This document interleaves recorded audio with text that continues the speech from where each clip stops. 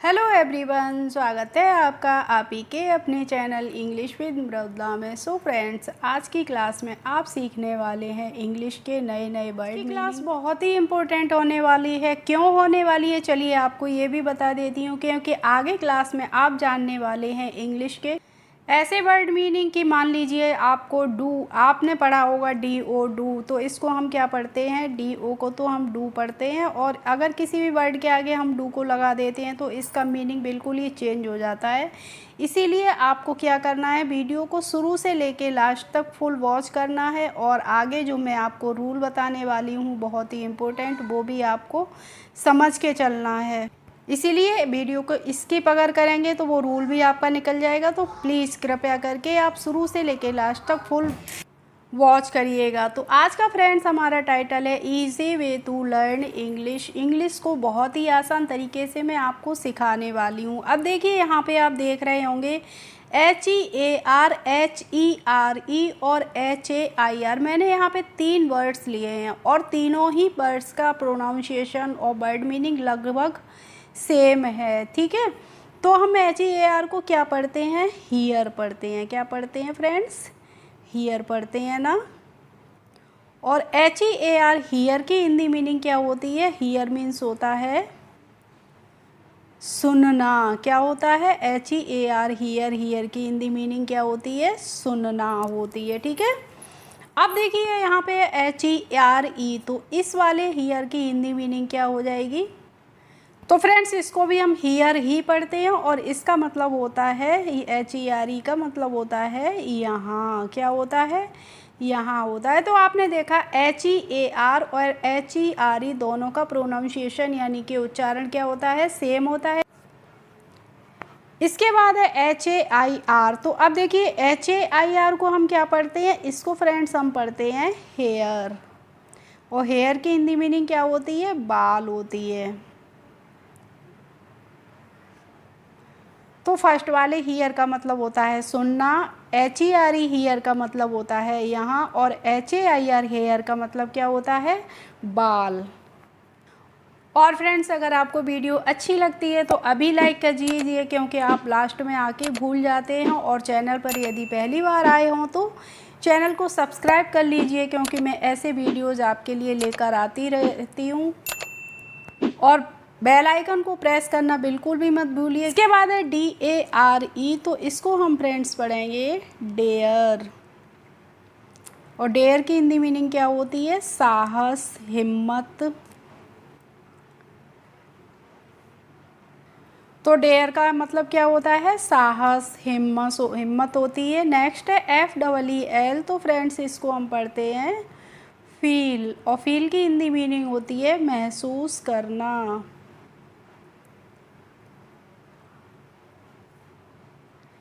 अब है FREE। तो FREE को हम क्या पढ़ते हैं, फ्री पढ़ते हैं। और फ्री की हिंदी मीनिंग क्या होती है, फ्री मीन्स होती है निःशुल्क, यानी कि बिल्कुल ही जिसका कोई शुल्क ना लगे।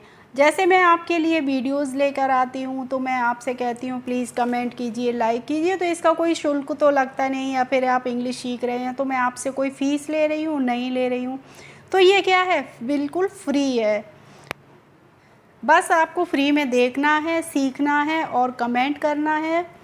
नेक्स्ट है KNEE। तो अब देखिए फ्रेंड्स, यहाँ पे के बाद एन है, तो यहाँ पे हमें क्या करना है, कहीं भी आपको के बाद अगर एन किसी भी वर्ड में दिखेगा तो वहाँ पे आपको के का प्रोनाउंसिएशन नहीं करना है। वहाँ पे क्या होती है, के साइलेंट रहती है, इसीलिए हम इसको कनी नहीं पढ़ते हैं, क्या पढ़ते हैं, नी पढ़ते हैं। और नी की हिंदी मीनिंग क्या होती है, घुटना होती है। ठीक है, अब है KNOW। तो इसको भी हम नो पढ़ेंगे, नो नहीं पढ़ेंगे। और नो मीन्स क्या होता है, जानना। ऐसे ही FLOW है, तो इसको हम क्या पढ़ते हैं, फ्लो पढ़ते हैं। और फ्लो की हिंदी मीनिंग क्या होती है, मतलब फ्लो मीन्स होता है लहर, बहाव। अब है NEED। तो इसको फ्रेंड्स हम नीड पढ़ेंगे। और नीड की हिंदी मीनिंग क्या होती है, आवश्यकता, ज़रूरत।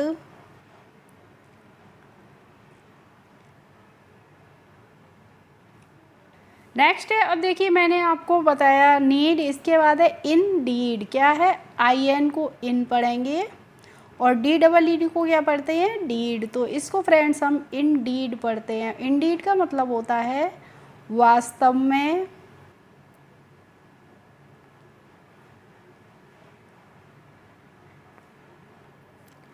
नेक्स्ट है हमारा वर्ड SURE। तो इससे हम शुरू नहीं पढ़ते हैं, क्या पढ़ते हैं? श्योर पढ़ते हैं।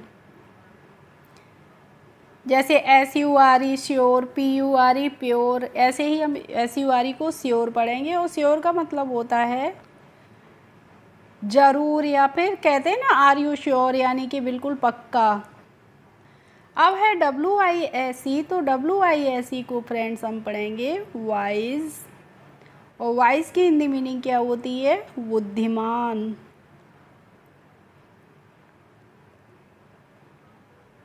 इंटेलिजेंट। और SIZE को हम क्या पढ़ेंगे? इसको हम पढ़ लेंगे साइज। और साइज की हिंदी मीनिंग क्या होती है? आकार। चलिए फ्रेंड्स, अब है हमारा नेक्स्ट रूल, और ये रूल बहुत इम्पोर्टेंट वाला है। आप इन सभी वर्ड्स में फ्रेंड्स देख रहे होंगे कि हमने किसी भी वर्ड के आगे DO यानी कि डू को लगाया है। तो जैसे DO है तो इसको डू पढ़ते हैं ना, और डू की हिंदी मीनिंग क्या होती है? करना होती है। आप सभी जानते होंगे डू की हिंदी मीनिंग क्या होती है? करना होती है। लेकिन इन वर्ड्स में मैंने सभी में एक्शन वर्ब के आगे क्या लगाई है? डू। एक्शन वर्ब तो आप समझते ही होंगे, मैंने आपके लिए इसके वीडियोस पहले से ही बना रखे हैं। अगर आपने नहीं देखे हो तो मैं आपको डिस्क्रिप्शन में उनकी लिंक दे दूँगी, आप वहाँ पे जाके एक्शन वर्ब्स को समझ सकते हैं। चलिए मैं शॉर्ट में आपको बता देती हूँ। एक्शन वर्ब्स होती हैं वर्ब, यानी कि जो क्रियाएं होती हैं। हिंदी में हम बोलते हैं क्रियाएं। क्रियाएं क्या होती हैं? जैसे हिंदी में जिन शब्द के पीछे क्या लग जाता है? ना लग जाता है, उन्हें हम बोलते हैं एक्शन वर्ब्स। क्या बोलते हैं? एक्शन वर्ब्स बोलते हैं। जैसे खेलना, आना, खेलना, आना, जाना, गाना, रोना, पढ़ाना, बोलना, सोना, सिमना, तैरना, इस तरीके से ये हमारी क्या होती हैं? एक्शन वर्ब्स होती हैं। इनके आगे अगर डू लग जाता है तो बिल्कुल इसका डू का अर्थ चेंज हो जाता है। क्या हो जाता है? चलिए देखते हैं। अगर किसी भी एक्शन वर्ब के आगे फ्रेंड्स DO डू लग जाता है तो उसका मतलब होता है ज़रूर या फिर अवश्य। क्या होता है? ज़रूर या फिर अवश्य। बस आपको ये बात ध्यान रखनी है कि किसी भी एक्शन वर्ब के आगे अगर हमने DO डू लगा दिया है तो उस डू का मतलब हो जाता है ज़रूर या फिर अवश्य। चलिए देखते हैं सेंटेंसेस भी इनके। जैसे डू प्ले, तो DO को डू पढ़ा आपने, PLAY को प्ले पढ़ा, तो इसको पढ़ेंगे डू प्ले। डू प्ले का हिंदी मीनिंग क्या हो जाएगी? अवश्य खेलिए, ज़रूर खेलिए। क्या मतलब हो जाएगा? Do play. अगर आपसे कोई कहता है कि डू प्ले तो इसका मतलब क्या होगा? अवश्य खेलिए, ज़रूर खेलिए। देखते हैं अगर आप सेंटेंस में इसका यूज करेंगे तो कैसे करेंगे। जैसे आपने कहा डू प्ले विद हिम, उसके साथ अवश्य खेलिए। डू प्ले विद हिम यानी कि उसके साथ अवश्य खेलिए। इस तरीके से हम इसका सेंटेंस में यूज करते हैं। अब है डू कम, इसको क्या पढ़ेंगे? Do come. और डू कम का मतलब क्या हो जाएगा? ज़रूर आइए। क्या हो जाएगा? ज़रूर आइए या फिर अवश्य आइए। और सेंटेंस में अगर आप यूज कर रहे हैं डू को तो कैसे करेंगे? Do come tomorrow. आपने अगर किसी से कहा है डू कम टुमारो तो इसका मतलब क्या हो जाएगा कि कल अवश्य आइए, यानी कि कल ज़रूर आइए। ठीक है, डू कम टुमारो यानी कि कल अवश्य आइए। अब है डू गो। DO डू और GO को गो पढ़ेंगे, तो इसको पढ़ेंगे डू गो। और डू गो का मतलब क्या हो जाएगा? ज़रूर जाइए, अवश्य जाइए, ज़रूर जाना, अवश्य जाना, ज़रूर जाइए, अवश्य जाइए। और सेंटेंस में अगर यूज कर रहे हैं तो आपने अगर बोला है डू गो टू स्कूल तो इसका मतलब क्या हो जाएगा कि स्कूल ज़रूर जाइए, स्कूल अवश्य जाइए। Do go to school, school अवश्य जाइए। अब है डू सिंग। तो डू का मतलब डू सिंग, सिंग मीन्स आप जानते होंगे गाइए, तो इसका मतलब क्या हो जाएगा, ज़रूर गाइए, अवश्य गाइए, क्या हो जाएगा, ज़रूर गाना, अवश्य गाना। ठीक है, जैसे डू सिंग ए सॉन्ग, एक गाना अवश्य गाना, डू सिंग ए सॉन्ग, एक गाना अवश्य गाना। नेक्स्ट है डू रीड, तो डू रीड का मतलब हो जाएगा ज़रूर पढ़िए, ज़रूर पढ़ना। ठीक है, आप इस किसी से अगर कहते हैं कि डू रीड, तो इसका मतलब हो जाएगा ज़रूर पढ़ना। Do read in the night, रात में अवश्य पढ़ना। ठीक है, रात में ज़रूर पढ़ना, do read in the night. Do teach, तो इसको पढ़ेंगे हम ज़रूर पढ़ाना, ज़रूर पढ़ना। ठीक है, ज़रूर पढ़ाना। अगर आप कहते हैं डू टीच, तो आपने किसी से कहा है, मान लीजिए आपका बड़ा भाई है, आपने उससे कहा डू टीच मी, मुझे ज़रूर पढ़ाना, यानी कि मुझे ज़रूर पढ़ाना। लेकिन फ्रेंड्स, अगर आपने अपने बड़े भाई से, टीचर से, पेरेंट्स से, किसी से भी कहा है डू टीच, तो क्या ये सेंटेंस सही रहेगा? ये सेंटेंस नहीं सही रहेगा। क्यों नहीं रहेगा? कि आप अपने बड़ों से इस तरीके से नहीं कह सकते हैं कि आप ज़रूर पढ़ाना या ज़रूर पढ़ाना, टीचर से कह सकते हैं? नहीं कह सकते हैं। इसके आगे हमें क्या लगाना पड़ेगा? प्लीज़ लगाना पड़ेगा। क्या लगाना पड़ेगा? प्लीज़। तो आप अपने भाई से, टीचर से बोल सकते हैं प्लीज़ डू टीच।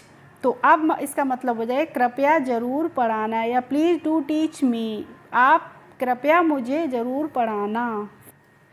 अब है डू स्पीक, तो इसको हम पढ़ेंगे डू स्पीक, और डू स्पीक का मतलब क्या होता है? ज़रूर बोलना। क्या होगा? ज़रूर बोलना।